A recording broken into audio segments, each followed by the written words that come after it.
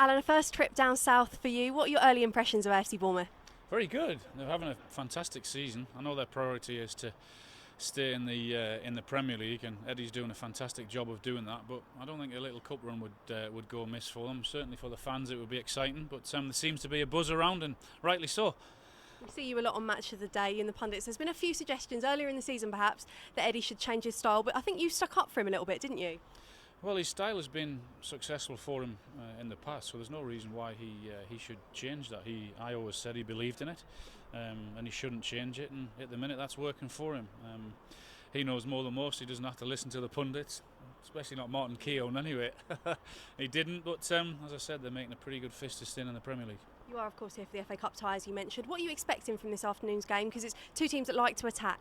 Two teams that like to attack, two teams that do concede goals. So that means it's going to be 0-0. We hope that we're going to see goals. That's what we're here for. A little bit of excitement, but we'll hope for a good game, and it should be because of two attacking teams.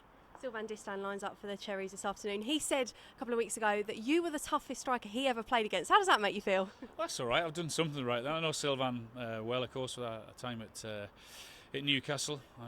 Very good athlete, good defender, good left foot. You know what you're going to get from him, which is a very honest defender. So that's nice he said something about me.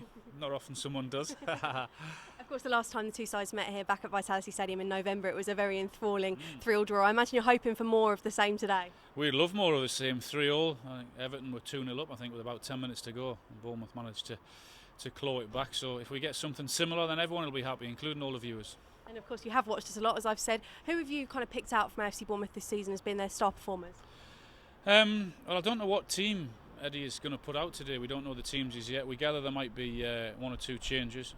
Josh King up front, Turby might be up front, so it'll be interesting to see him. But we're here for goals. We've got to be impartial, so we don't really care who scores.